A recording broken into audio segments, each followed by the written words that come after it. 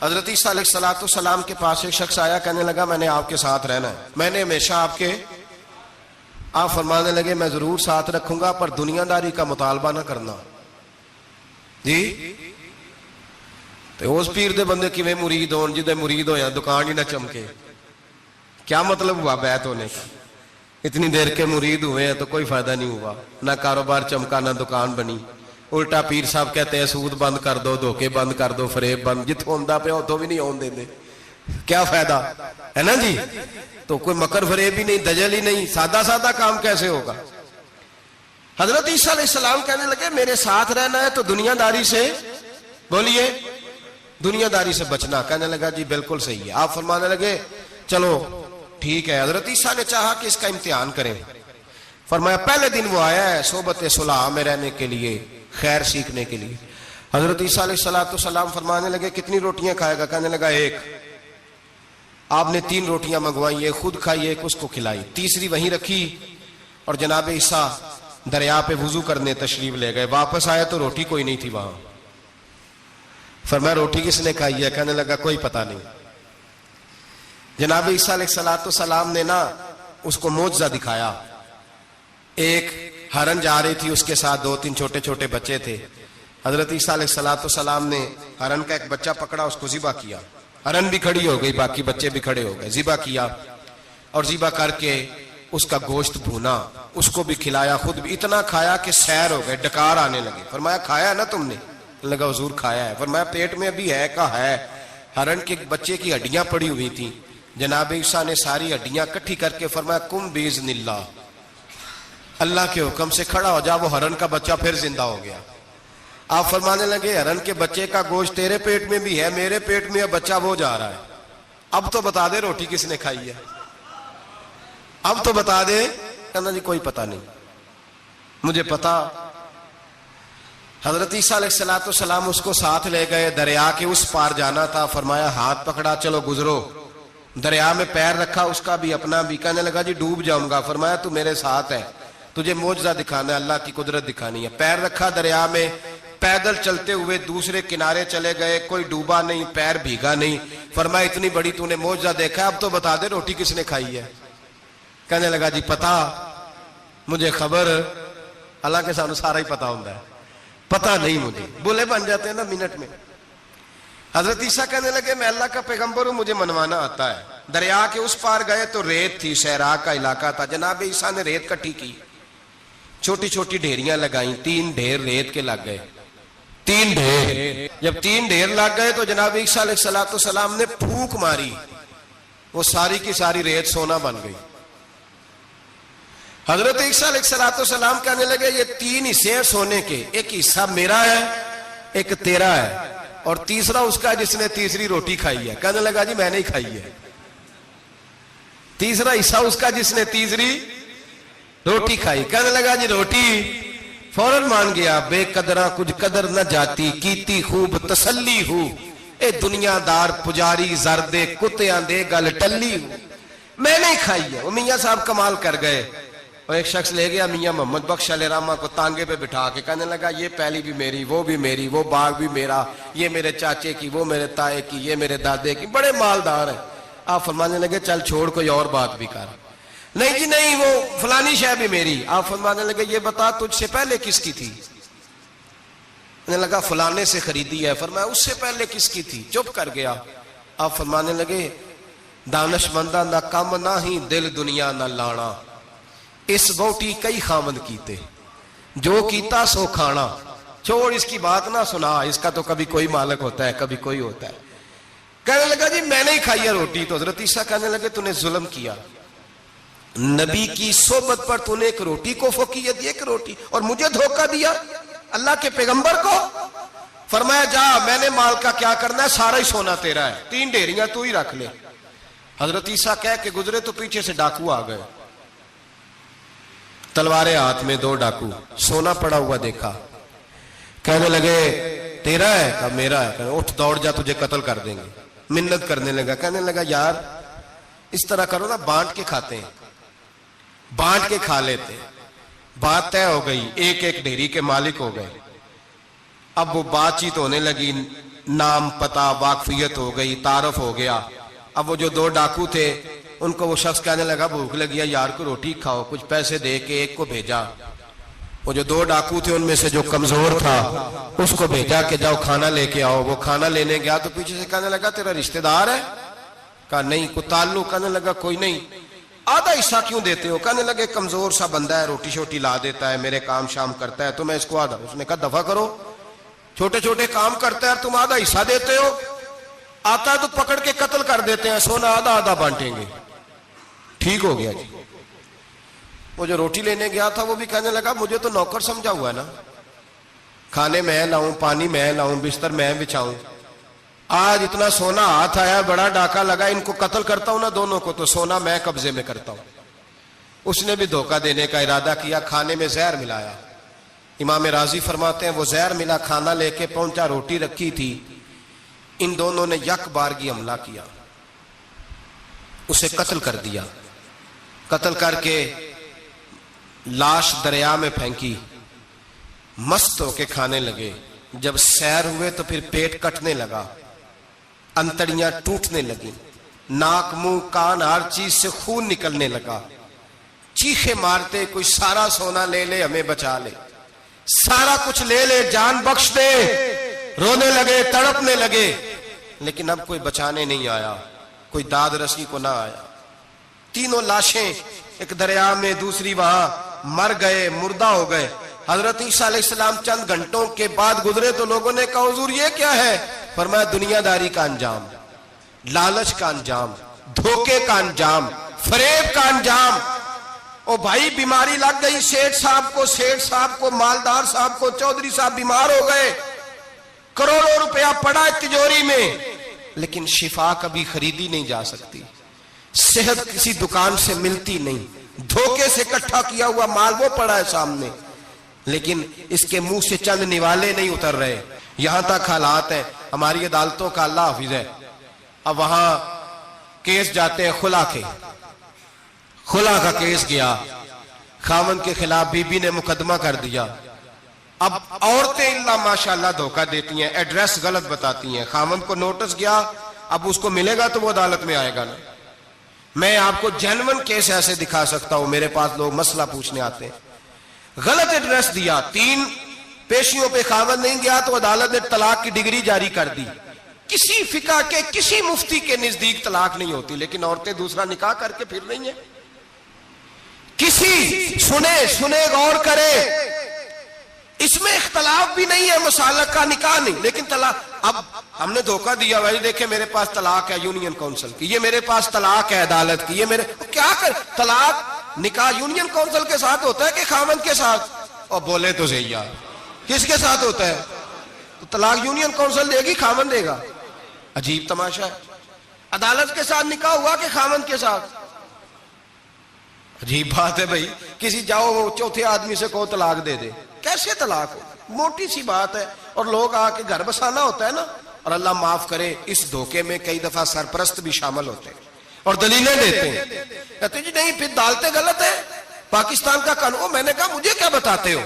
پاکستان کے قانون عدالت کی میں بات ہی نہیں کرتا، میں تو رسول اللہ کی بات کرتا ہوں، تو نبی پاک کی بات کر رہا ہوں. جب مصطفیٰ کریم کا قانون آ گیا تو بات ختم ہو گئی، وہ کوئی سا بھی قانون ہو.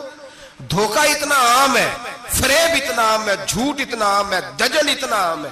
لوگ ہر بات میں دھوکہ، دینداری میں دھوکہ، نکاح اور طلاق میں دھوکہ، ہر جگہ لوگ دھوکے کے ساتھ جینا چاہتے ہیں.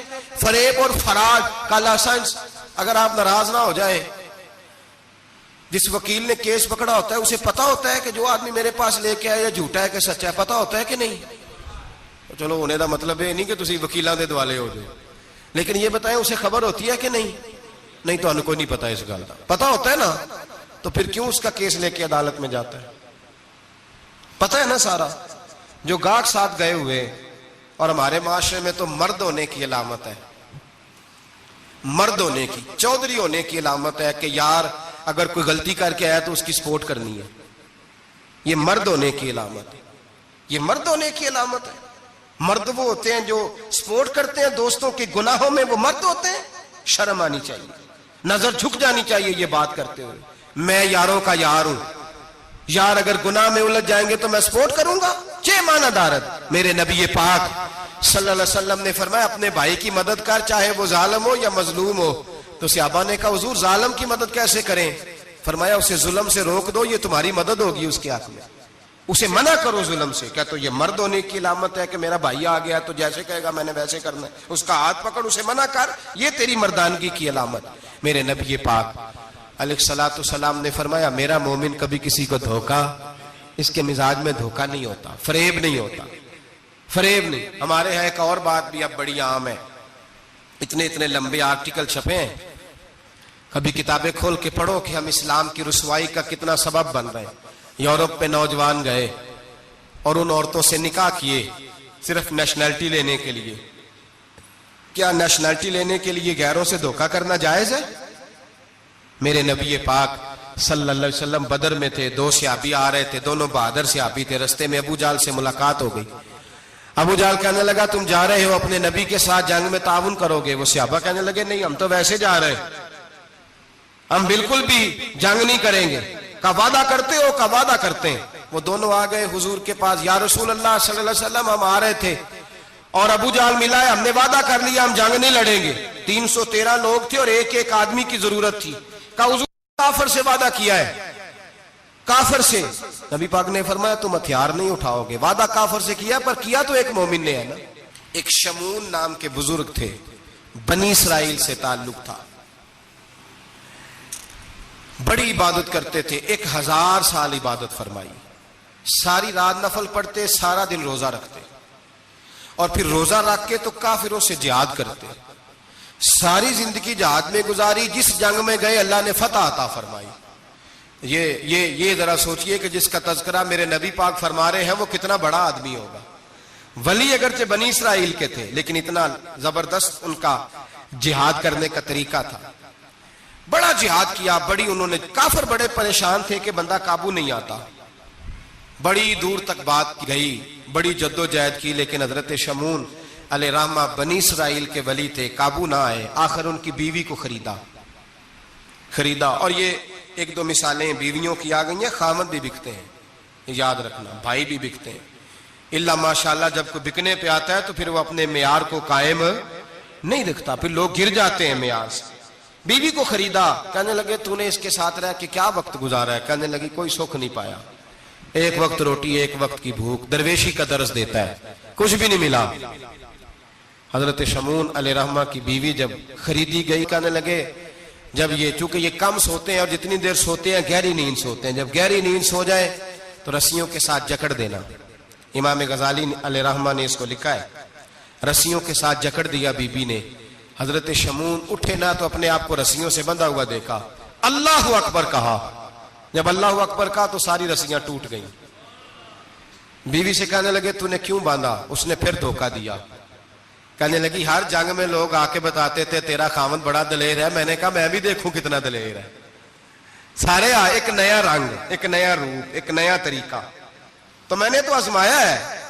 اور یہ تو چھوٹی چھوٹی رسیاں تھیں. آپ فرمانے لگے چلو ٹھیک ہے، اگر تو نے آزمایا ہے تو پھر دیکھ بھی لیا ہے. کچھ دنوں کے بعد اس نے زنجیروں سے باندھ دیا، لوہے کی زنجیروں سے. اٹھے تو بندھا ہوا پایا، اللہ اکبر کا تو زنجیریں بھی ٹوٹ گئیں.